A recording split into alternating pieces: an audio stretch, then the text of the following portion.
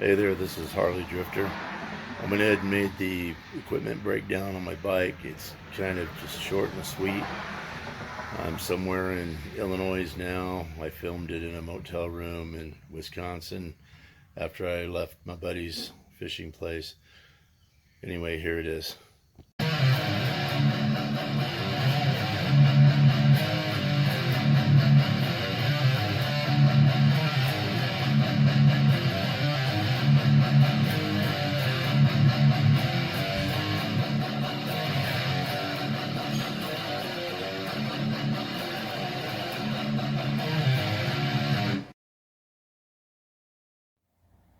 So everything that I carry except for my tools, manual, some extra bike parts fits in all these containers here.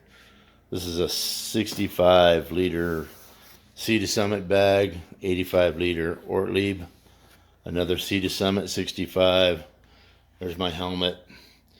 That's my bedroll there that I got from Duluth. And this stuff fits in my right hand saddlebag. The tools and extra parts, my manual, that all fits in the left hand saddlebag.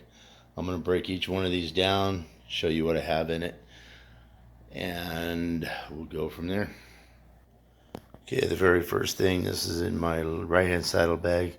Lays in there loose. It's my XP10 micro start. I've jumped my F250 off of it multiple times, never had a problem. Works really good. Says it's able to jump a 7 liter diesel. I don't know, never tried it.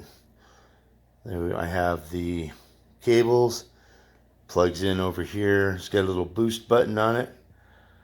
And I also have a set of cables going from my battery extending under my seat, that if I leave my lights on or something, I can always just plug it in, wait a little bit, and start the engine without having to take my seat and everything off.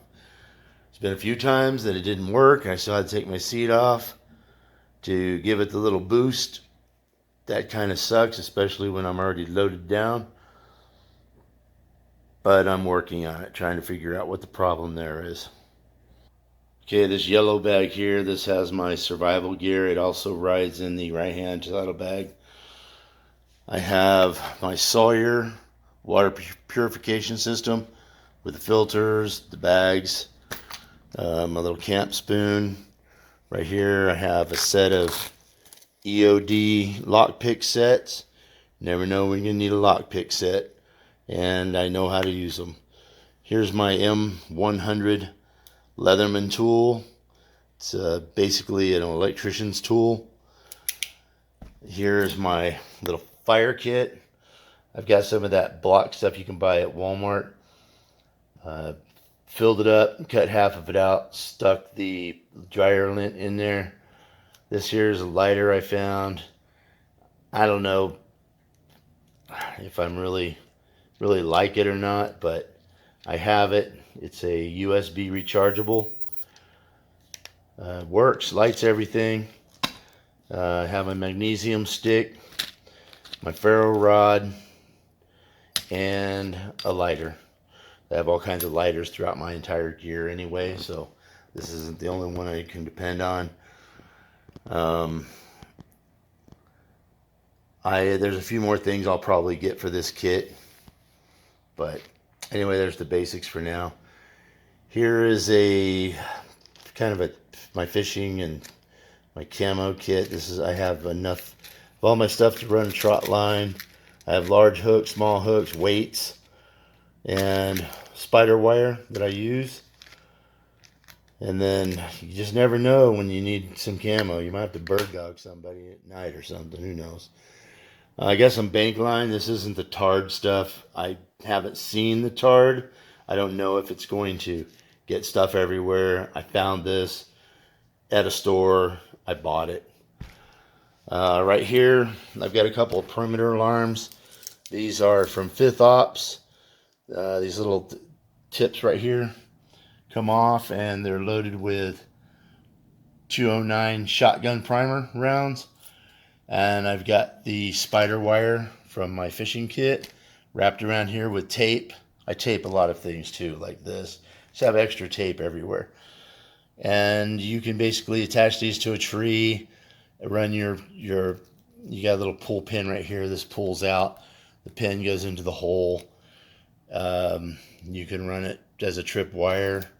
And when it goes off, it will wake you up. There is no doubt about it. Here's my Chimango compass. This is what I used in the military. I'm familiar with it. I like it. This one here has the tritium. It glows in the dark for 12 years. Not one of those you got to charge up with the sun. It just glows. It's got radiation, or it's radiated some. I guess tritium is a radiated material. And it works good for maneuvering at night. You might have somebody bird dogging you. You got to get distance in between you and them. Perfect for doing that. Over here, it's just a cotton bandana. Here's a mosquito net hood thing that goes over your head. Extra belt type I had in the military. This little thing here,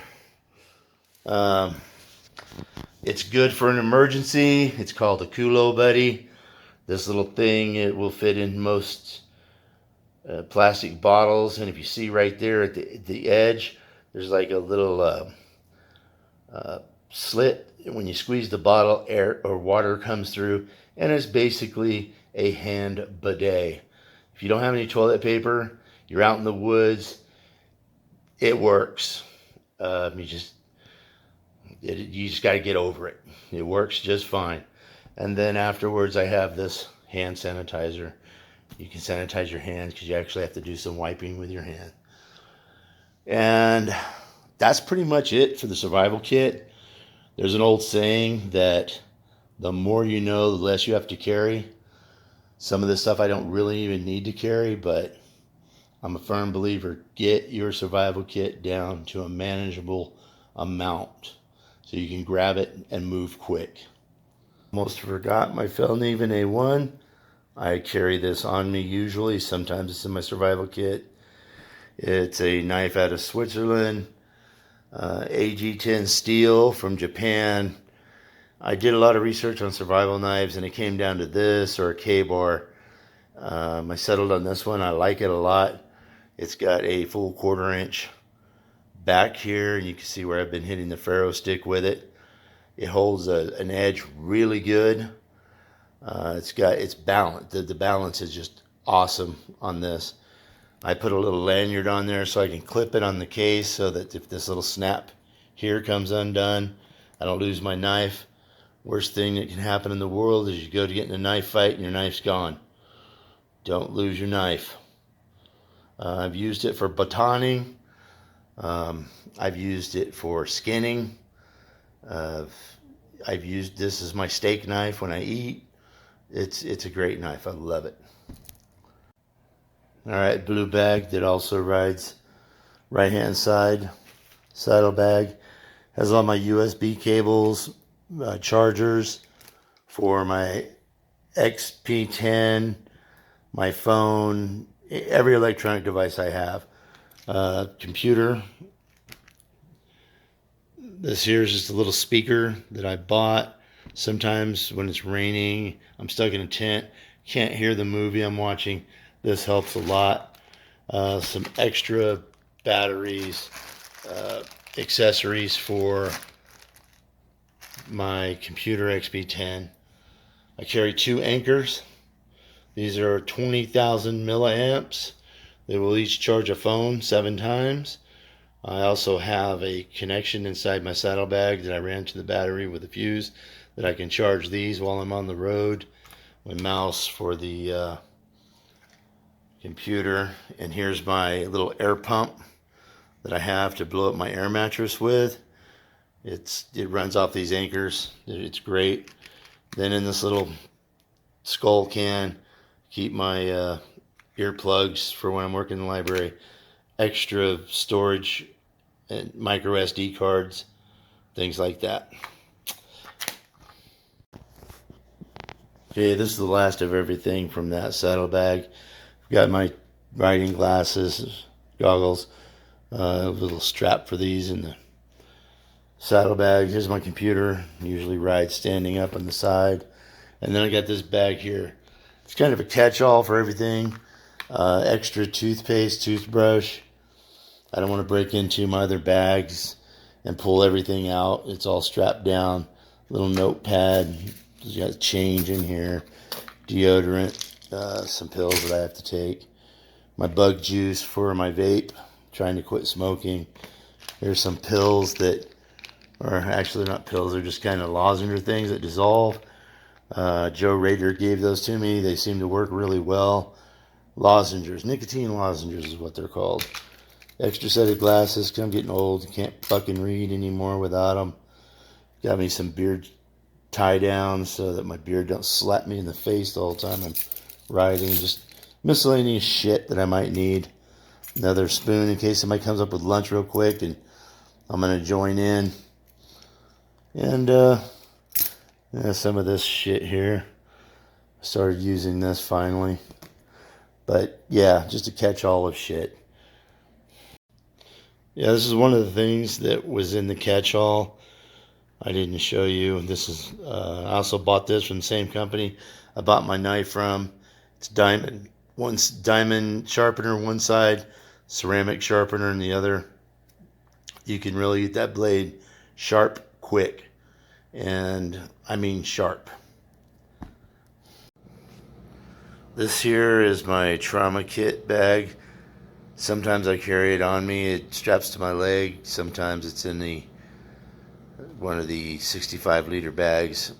It contains the tactical burn dressing, vented, non-vented chest seals for sucking chest wounds. Keep somebody alive until the paramedics can get there. Got some C-locks. It's basically a hemostatic agent. This here's an applicator. You inject it down into a deep wound with arterial bleeding. It stops it. Have some more C-locks in here. An NPA 28 it's a breathing tube to open up airways. Gloves, tape, some 5x9s, and I think that's it in there. This here is combat gauze, has a hemostatic agent, stops bleeding. Of course, just a regular wrap here. Then I've got my Leatherman EMT scissors. We covered that. Okay, here's a compression bandage and 2 of these tourniquets. You want to have 2. I have a pen in one of them that you can do the time stamp when you put it on. But one doesn't always work. Carry 2. And here's a little, one of those little luminescent lights you break. Actually, surprisingly, you can see well with this at night if you're having to work on somebody. Of course, I have the extra set of glasses in there. And that all fits. All right, my camera cut out somewhere along the way. But anyway, all that fits inside of there. Also in that bag is my sewing kit, seam sealer, tent sealer, patches, zippers, just things I need for general repair. In this bag here, I didn't break everything out. It's just basically extra Q-tips, toothpaste, toothbrush, floss, everything I need for hygiene. It's in here. This is medications, everything from aspirins to antidiarrheal to prescription sleeping pills. In here is emergency food supply. Usually keep some kind of soups in there. I have cream of wheat, some peanut butter, cans of tuna. It fluctuates just depending on. I'll fill it up and then it depletes after a while. At some point I stop and fill it up again. This container here holds my books. Yeah, you can see Scooter Tramp Scotty book. The rest of these are mostly on writing themselves. This green bag here holds my entire cooking kit. This thing, I bought it at Walmart for $6. It's shit. Well, I mean, it works for what I wanted to. I just wanted to get something like this to test it out and see if it's something that I did want. And yes, it is. So I'm going to go buy me a really good set somewhere. Cooking pot from GSI. Came with these bowl inserts, plastic ones. I got rid of those. I used to have a little puck stove that you would put denatured alcohol in. These guys out at Camp 5 had these kind of stoves. They worked so well. I just ditched that other one. And all this here, let's see, this will fold up. All this will, my whole cooking set will just fit right in there. Then this little lid closes. And then of course all this goes together here like so. Whoops, didn't have the camera on it. Sorry about it. And then here's a, this is a collapsible bucket to go get water. And these, I'm trying to get away from using them, but they're just so damn convenient. Extra little fuel tank, and of course this stuff all fits in there. And I may have had the camera a little close while I was doing all this. Apologies for that. I also have a little bag full of these like Dollar General bags that you get. Those are my garbage bags while I'm in camp. And then this thing right here, that's my little zip up hoodie jacket. It goes in last. Since this bag rides on the very top, if I need to get a jacket out, I can just open this up, pull the jacket out, and seal the bag back up. So that's this bag. I think I was a little close on the camera work. I'm going to work on that for the next bag, and let's get to it. All right, so here's everything out of the other Sea to Summit 65-liter bag. This is my camp setup bag. This will be the first thing that comes off the bike. Here's my tarp. This is the first thing that'll come out. It's 11 by 7. My tent right here is 8 by 9. So that this will be 6 inches under the tent all the way around, except for the front. I'll have about 4 feet that I can walk on, set my chair on, which I don't have a chair now. But, and if it rains, I just roll that up and tuck it under the tent. That way the water doesn't get between the tarp and the tent, and I don't have the water bed effect going on. Tent poles, and then there's the rain fly for the tent. This here is a Kelty 12 by 12 called Noah's tarp. That's what I'll stretch over the tent.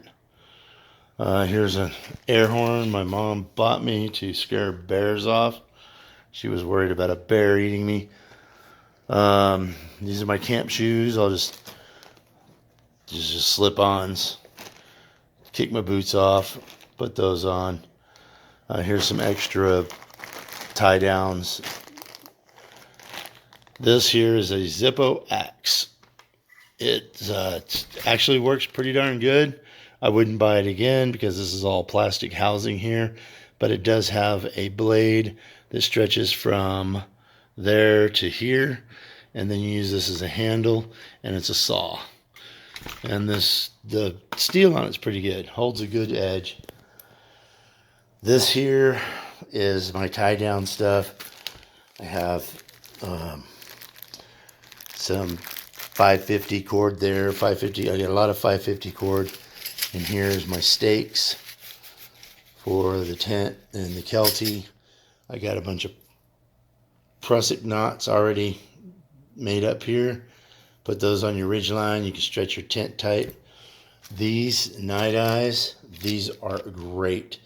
Clip them onto the tent, and then the 550 cord goes through here. There's a little ratcheting system there. You can pull it, and you just cinch it up. I can do a trucker's hitch to tighten things up, but these are just a lot faster for setup, a lot faster for takedown. And that's pretty much it for the tent setup. Another lighter. Burn the tips of all the paracord that I work with, and I do different things with the paracord, so it's good to have some. Always have a lot of paracord. It doesn't hurt.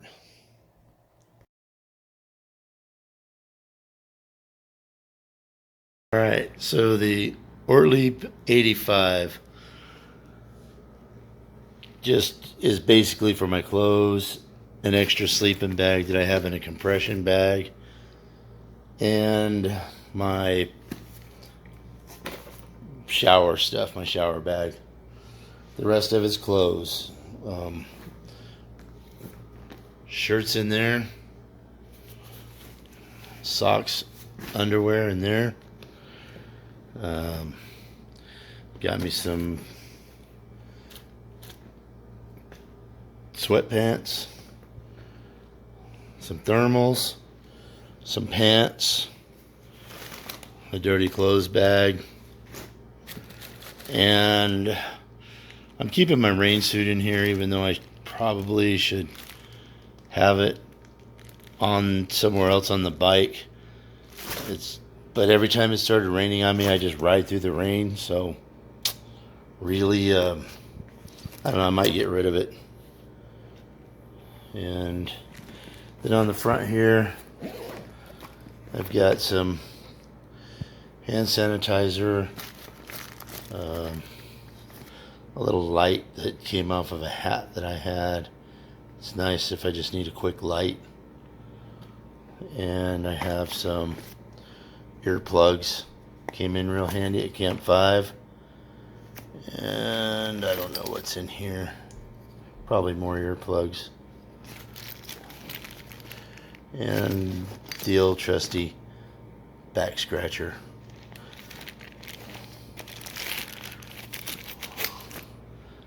And that's pretty much it for the clothes. I probably do laundry once a week somewhere. Obviously I wear those pants a couple different times.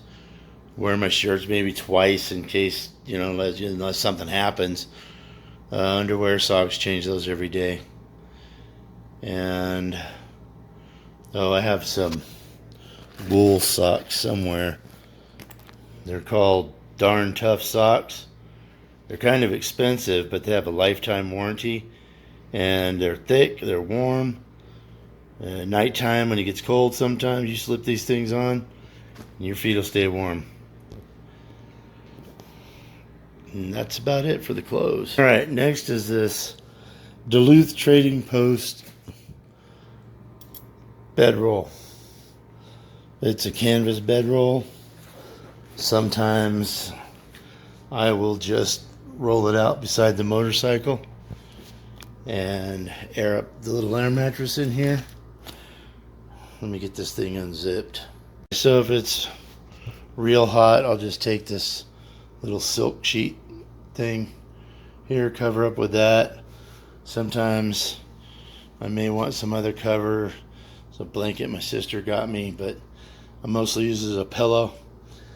And then here is a Nemo Jazz sleeping bag with a Nemo air mattress. That little air mattress. Anyway, there's a little place here where, oh no, it's at the other end, where I can air it up. This Duluth Trading Company canvas, I paid $400 for it. I would not buy this again. That Ortlieb bag, I paid $400 for that. I would definitely buy that again, 100%. Duluth Trading Company, I got the biggest one available. I'm a larger guy, I'm a taller guy. It's still way too short. It had an insert in it, like a little divider. I ended up cutting that out and I use it as a canvas drop cloth for when I'm working on the motorcycle. Gave it a little bit more room, not a lot. Definitely not worth it. It's really super hard to roll up. They could have made the straps a little longer or made it easier to roll up. I mean, it's a flat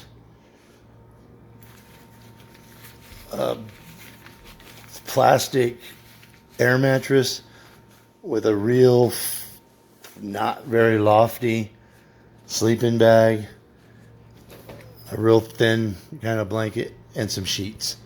And I got to fight to get this thing rolled up. I almost didn't roll it out because it's just such a pain in the ass to roll up. But I'm going to do something different with this. I haven't figured out what I'm going to do. If it gets really super cold, I can take that other sleeping bag that I have in a compression sack, throw it out. I've never gotten so cold I just can't sleep. I've got enough clothes and bedding, but I just don't think this Duluth bag is worth it. And I will be getting rid of that. But I'm not going to do it until probably everything wears out. Now the Nemo pad that I had another pad from Nemo. 4 years I had that thing. It never went flat once except for operator error. I didn't close the valve right. This thing, I've had nothing but problems with it since I've got it. If I leave the top cover cap off at night, I have to air it up 2 or 3 times. It's just, I don't know what happened to their quality, but I am not happy with Nemo. And if it didn't take so long to send it back and get a new one, this new one here, they replaced it for free. I'll give them that. But it leaks. So something free that doesn't do what you want it to do, or a replacement that's free that doesn't do what you want it to do, is not a replacement. So, I don't know. Maybe I'll get to a point where I can send it back and tell them, hey, what the hell? Now give me another one. I don't know. The sleeping bag, I've used it extensively over 4 years, and it's just starting to come apart. One zipper doesn't work. It's ripping in different places, but I've used the hell out of it, and I can't complain. Well, that's it for the equipment. I'm going to do the tools in the left-hand saddlebag another time, probably when I'm doing some maintenance in Kentucky and I have everything pulled out. If you have any questions or comments, just ask or let me know. And until next time.